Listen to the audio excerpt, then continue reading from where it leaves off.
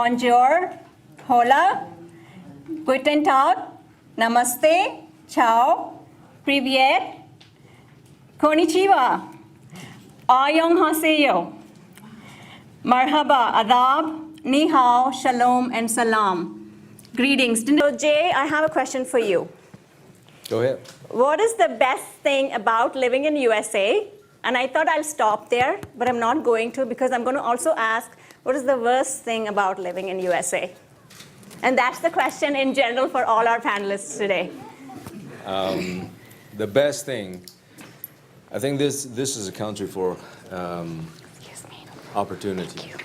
And I think for many of us, being a first-generation immigrant, that's the reason that we came here. The worst thing, I think it has not happened yet. And I think that, and I hope it never will, it's a constant challenge at every stage of our lives. And I've been to the United States for the last 33 years, coming up 33 years. And there are some challenges along the way, but this is what I believe. I love some leadership book, and so one of the best things that I've read about was you overcome to become an overcomer. So I'd like to take that and encourage everyone. This is just something, challenge is just something that, and another opportunity to grow. Very nice. Jay, let me quickly introduce, even though your profiles are running in the background, Jay Lin is our Johns Creek City Council man. When you have lived here for 4+ decades, there are so many highlights of living in Atlanta. Not only United States, but having lived here for almost 42 years, probably some of you may not be even 42, but anyway. So we have seen Atlanta growing by leaps and bounds, some for good, some for not so good. For example, let me first take for not so good, traffic. Traffic is horrendous. And none of us thought about that. And for example, I thought I'll be making it here in 20 minutes today. But Saturday, it took me 35 minutes. So we all face that. But that's very obvious. To me, the biggest joy, which continues even after having lived here for so long, is the community. I'm alive. I'm originally from Alabama and went to Morehouse back in the early 60s. I got arrested here in Atlanta. Atlanta then was just black and white, okay? I got arrested because I wanted a hamburger at Richie's, okay? And there's no more Richie's. But anyway, Atlanta, the reason why I guess I think the best thing about living in the U.S., I was born in Fayetteville, Tennessee, and grew up in Alabama. Been here in Atlanta for over 40 years. But I guess the best thing about living in the U.S. is the ideals of that Constitution. I'm not a lawyer, Jim is, and there might be other lawyers here, but the ideal that this country was founded on, life, liberty, and the pursuit of happiness, and that it is up to me. I am responsible for the government. The government is not responsible for me. I am responsible. And so that means I have to find out who I am. And that's why I like, this topic today, because being here in America, I can now really get into the most important question I think there is, and that is, who am I? What is my identity? Very nice, thank you. Milena, what about you? I know you're a newbie, so if you can speak on to the lapel, the small lapel, yes. Well, I think maybe the biggest advantage in U.S. is that it's a very flexible country. If you're an entrepreneur, you can basically do whatever you want here as long as you are not breaking the law, and people won't look here where you're coming from. There are many countries that won't allow you to do that, and they are very strict in that particular aspect. Germany's country are very different. And negative, I feel sometimes people are too superficial here. they should look more into the deepness of everyone. That's intense. Thank you. Thank you for your feedback. Javier? Thank you. I've lived in the United States for over 15 years. This is my fifth diplomatic posting in the United States. And I began by saying that because I think I have the opportunity of living in different Americas. Part of my life I was in California, New York, which are like two different countries. And of course here in the Southeast. And I think, one of the greatest things about this country is that we're able to have such diversity like we have in this room right now. People who come from all over the world because they come here to find a better life. And most people actually, are successful doing that.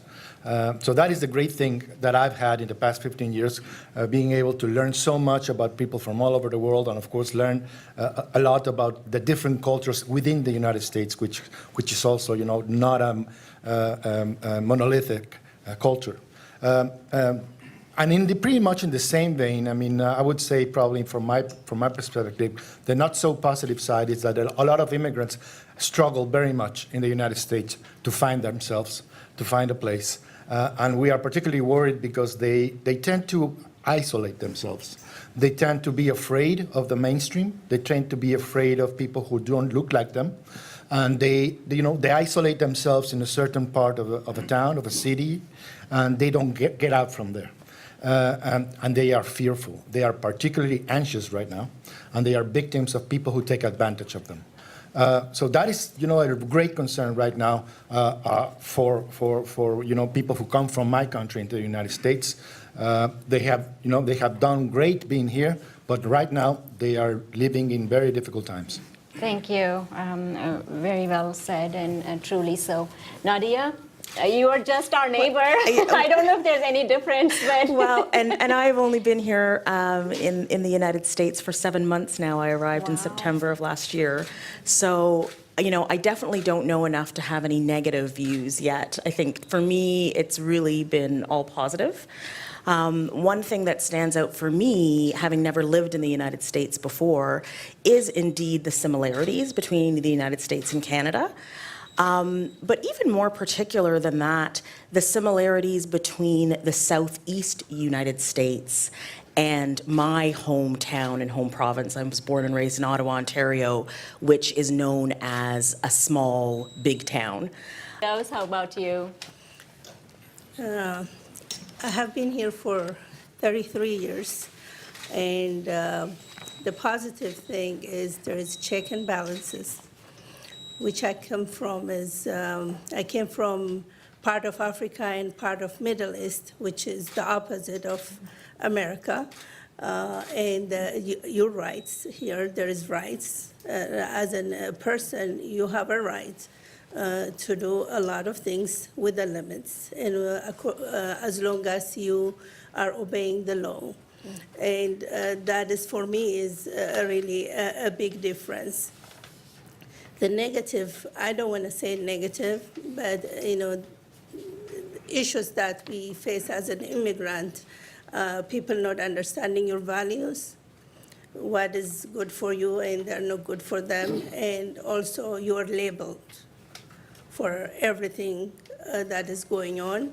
That is really affecting most of the immigrants and the Muslim communities. So that is the negative thing that is happening. I don't want that to generalize it, all American people, but a few of them is not understanding or less education or less knowing the world. That makes them think all immigrant is labeled with different names. That is what the big challenge that is going on right now. Thank you. Joe? This is your country. This is our country. Well, it is. The best part of my view is the diversity that's here. I'm reading Alexander Hamilton, the history of this particular immigrant who came as a bastard child from the islands and became the first of the Secretary of the Treasury, really designed the entire commercial enterprise for the United States. And what strikes me is I'm a 2-generation removed from Belarus. I am 3 generations removed from Scotland, England, and Germany. We are all immigrants, with the exception of those that were born here as Native Americans. They resent being called Indians because that was Columbus's mistake. They have nothing to do with India. But the reality is there's a downside. And the downside is after you've had 3 generations here, you tend to forget that you are all a nation of immigrants. And it is in fact the strength that comes out of the diversity that is here that gives us unique opportunities. I chair a School of International Affairs at the moment, having practiced law and run the Art Center in Atlanta for a while.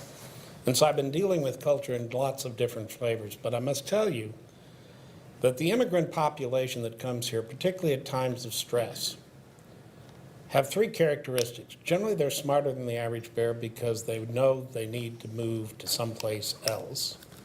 They're willing to take the risk to do that. And they believe firmly that if they work really hard, they and their children can get ahead. Those 3 ingredients literally are the glue that has held and built this country to where it is. We are less than 300 years old. And the cultures that come here are thousands of years old. And so respecting the differences in the culture is part of our strength and not something for us to be afraid of. And reminding ourselves of that is the problem I see. Thank you. Yes. Differently from my friend Javier, this is my first assignment in the United States, but I think that I have spent the 2 best years of my career. Okay. And I think that as most of my fellow Japanese citizens, the image of the United States, at least of the Southeast United States, is very positive. For us in general, in Japan, we consider that the United States is great because the United States is good, and this is what I was able to witness arriving here. This is a place which has not only a warm weather, but a warm heart, and its diversity is incredible. It's an incredible, hospitable and friendly and inclusive place. So I think that the best thing to do here is to take advantage of all that. And the worst thing, if I'm not doing that, is not taking advantage of that. It's the worst thing. And the worst thing I'm actually doing is driving on I-75/85 or I-285 There you in go. late afternoon. Thank you. There you go. So thank you. And you have both your twins here, Maggie and what's the other one's name? Yes, Lisa and Maggie. Rita and Maggie. Thank you for coming today to enjoy the conversation, Rita and Maggie. So Santiago, we saved the best for the last. Well, thank you. This panel is incredible. I'm just sitting here watching, enjoying this panel, and thank you for letting me be here. It's an honor. I came to this country from Cuba when I was a year old, and so for me, number one is freedom, right? You know, just being free to practice my religion, being free to go to work, not having to worry about a government who is watching your every move and has captains on every corner. And so, and I think the other thing is the big idea that really built this country. That notion, I know that was already said on the panel, that you can come with nothing, and certainly our family did, and you can have a better life, and you want your kids to have a better life. I think the challenges are really the lack of having an international understanding, right? The lack of having that understanding of the global world that's around you, you know. And I think that even in our schools, my kids go to an IB school, and we did that intentionally because we wanted them to get that perspective, that global perspective. But we pay a premium for that, and we shouldn't have to. And I think that's a challenge that we have with our kids and with our school system.